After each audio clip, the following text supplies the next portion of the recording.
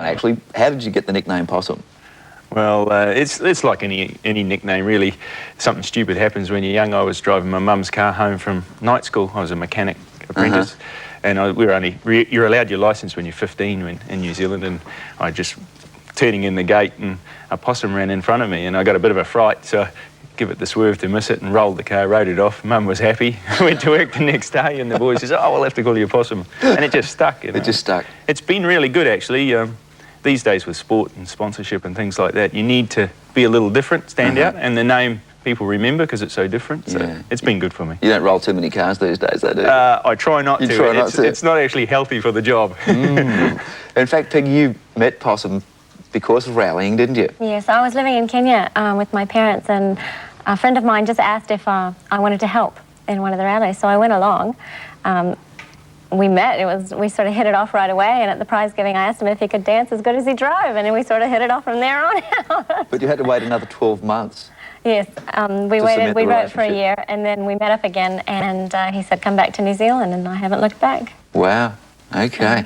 Doing pretty well this year, you know, Possum. Peter, I've got to stop calling you Peter. It's fine, whatever. You've got 3 firsts, 2 seconds so far in the Australian Rally Championships. That's right, yeah. And you're a long way ahead on the points ladder. Yeah, we are. It looks like a lot further than we really are. We have 800 points and Neil Boates, our closest rival, has 520, but with the way their system is and the coefficients work, Rally Australia will be a key event because there's 400 points to win that rally. And if we can be the first Australian entry home there, then we've just about got it in the bag. But it's like all things, you've got to do it before you count on it. Exactly. Team Subaru, you've got the advantage of driving a very good motor car. Oh, for sure. Best car in the field, I reckon, otherwise I wouldn't be driving it. Constant 4-wheel drive, turbocharged. Yeah.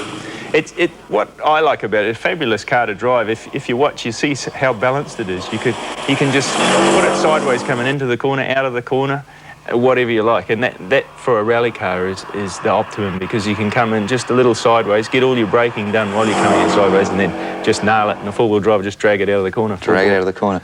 Just for the benefit of some of the people at home, they may have just noticed that you were driving on tar there. So not all of the rallies actually held on dirt. No. We sometimes can have up to 3 or 4 special stages on tarmac, but generally most of the tarmac we use is just the liaison stage to get from one special stage to the next, which is a normal road, and that's why our cars have to be road legal and insurance and registration, all that type of thing. Now, the Coffs Harbour Rally is held in the forests just to the west of Coffs Harbour. Yep. Very pristine environment, and in fact, you were telling me that about 50% of this rally will actually be touring and 50% special stages. Yeah, it's one of the best rallies in the country from that point of view. You get, shall we say, best fun for the mileage you do. Most rallies are, 70% of it is just driving up the main road, getting to the next special stage because it's spread out. But because it's such a fantastic complex close to Coffs, a forest complex with all those windy roads, we can get in 50-50 balance of special stages and touring. So it makes for a good weekend. And this one is, for me, a real tough one. I rolled in this rally last year when I lost my brakes. A stone hit a pipe and burst it, so I want to come back and see if I can fix the job up this time. Do it properly this time? Yeah, yeah. What do you do, Peg, while Possum's out there? I'm really jack of all trades. I work on the computer that tells how the car's performed in each stage as it's come out. I give them food and plenty of drinks so that they don't get dehydrated and stuff. And do you worry? Not really. He's a professional. He does this for a living. And with the safety equipment they now have in the vehicles, I don't really worry too much. I mean, there's so much adrenaline going and you're just full of energy with the fact that, you know, they come out and they've done really well on the stage. You can tell on his face how he's done. And yeah, I don't worry at all. All righty. Look, thanks for popping in today. Lots of luck with the Coffs Harbour Rally. We'll look forward to seeing you in the winner's circle. Well, we got our fingers crossed, but it's normally same old story, hard work and usually gets the result, and we'll be trying pretty hard. Okay, thanks a lot for your time. Thank you. Stay with us and we'll come back with more of This Morning after a break.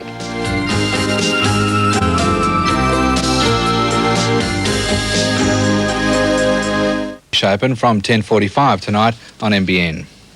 Subaru driver Possum Bourne looks set to straighten his lead in the Australian Rally Championship as he continues to outpace the field in the 5th round of the series, which began in Coffs Harbour this morning.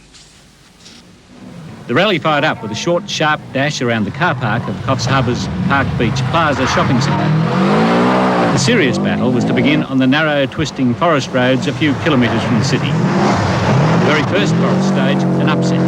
series leader Possum Bourne heading his Subaru Turbo down the wrong track when he was confused by a course marker. And then more trouble for the Subaru team, with current champion Rob Herridge rolling his car. A little battered but far from beaten, Herridge lost just 30 seconds and none of his pace. Bourne's setback put Toyota Works driver Neil Bates in the lead briefly. But the Subaru driver's aggression soon won back the lost time and the lead. In third place after 5 stages, Ordinsky's Mitsubishi Lancer, followed by local Coffs Harbour driver Wayne Hoy in a Nissan. Herridge, running without a windscreen, is in 5th place, with service crew waiting in Bellingen to carry out roadside repairs. Almost 60 cars are contesting the rally, which continues into the night and finishes at lunchtime tomorrow, when competitors will have raced against the clock over 230 kilometres of forest tracks. Jim Sullivan, NBN News. And word from Rally Control just a few minutes ago has local Wayne Hoy in 2nd place, with Toyota driver Neil Bates now in 3rd. The field dropped out of the tough 2-day event. The spectacular Team Subaru driver Possum Bourne dominated the first 100 kilometres of the rally. He had a 2-minute lead going into the night stages, but mechanical trouble brought his charge to a stop. As day 2 started, Bates and local banana grower Wayne Hoy were separated by just 2 seconds, with 80 kilometres of forest stages to go. Hoy looked strong, throwing his 4-wheel drive Nissan around in great style. But then a slight mistake and an argument with the tree cost him 5 minutes and any chance of victory.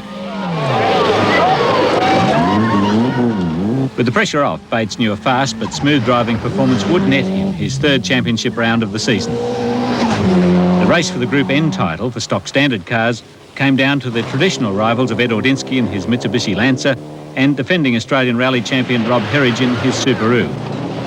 South Australian Ordinsky drove superbly to beat Herridge, finishing 2nd outright, 1 minute and 22 seconds behind Bates, while Herridge, who rolled his car yesterday, came 3rd.